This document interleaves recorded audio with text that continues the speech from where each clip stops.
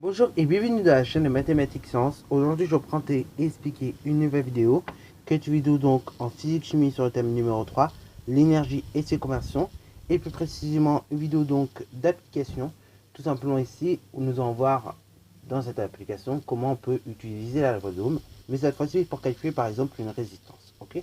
Alors, bon, ici on va voir comment on peut utiliser la loi d'Ohm pour calculer une résistance. Donc c'est une vidéo encore une fois qui peut vous être très utile, et donc vous sera notamment pour apprendre déjà à manipuler des formules, mais également pour comprendre bien un exercice là-dessus. Ok. Alors faut savoir donc que la loi d'Ohm c'est un truc qui peut tomber au brevet pour l'occasion, et c'est un truc que même au lycée on peut revoir. Ok. Donc en tout cas c'est bien d'avoir compris déjà dès maintenant. Alors ici on vous dit qu'une résistance a une tension de 103 volts et une valeur d'intensité qui est de 50 déciampères. Calculez donc la valeur de cette résistance. Ok. Donc là, je vous laisse mettre la vidéo en pause pour essayer de réfléchir un petit peu sur cet exercice. Puis après, nous allons tout simplement mettre au point ce que nous avons. Sur ce, donc, c'est parti mon kiki. Alors bon, ici donc, on voudrait calculer la résistance, donc savoir un petit peu quelle valeur elle a. C'est simple, et on va déjà récolter les données que l'on a. Ok. Bon, ici, on connaît la tension. La tension ici, elle est de 103 volts, qui est assez élevée d'ailleurs. Après, donc, on connaît également l'intensité. L'intensité, elle, est de 50 déciampères. Ok. Donc ça se note comme ça, le D pour déci et le A pour ampère. Ok. Comme le milliampère, c'est petit m, donc petit m pour milli, et le A pour ampère. Ok. Et ensuite, nous on recherche la résistance R. Ok. C'est ce que l'on recherche. Donc toujours bien penser à lister comme ça vos grandeurs que vous connaissez. Comme ça permet de voir tout de suite ce que vous cherchez et donc le calcul que vous allez éventuellement effectuer.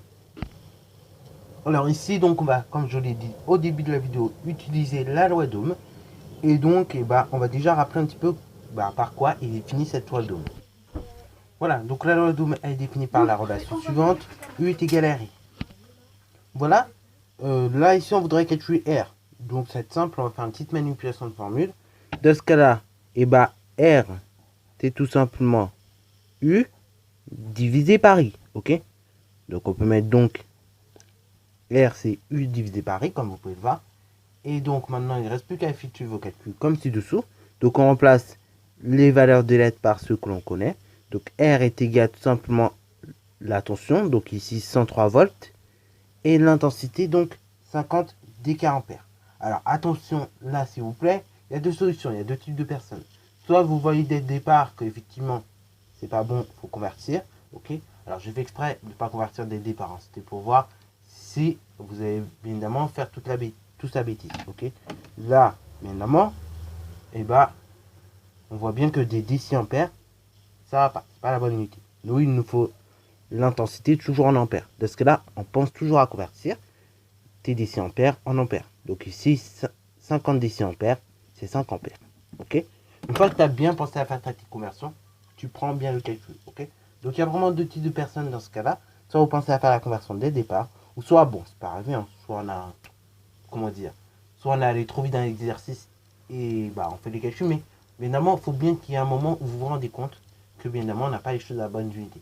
Donc là, soit quand vous posez vos calculs, ou soit quand vous listez un peu les grandeurs que vous avez. Ok. D'où l'avantage aussi de lister les grandeurs, parce que ça permet tout de suite de mieux voir ce qui va, ce qui ne va pas.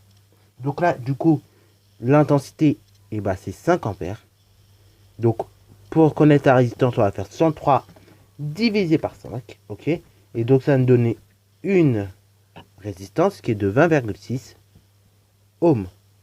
Voilà. Donc, la résistance, la valeur de la résistance dans ce cas-ci est de 20,6 ohms. Voilà. Donc, c'est tout pour cette vidéo. J'espère qu'elle vous aura plu. N'hésitez d'ailleurs pas à la liker, commenter et bonne reste à toi en mathématiques et en sciences.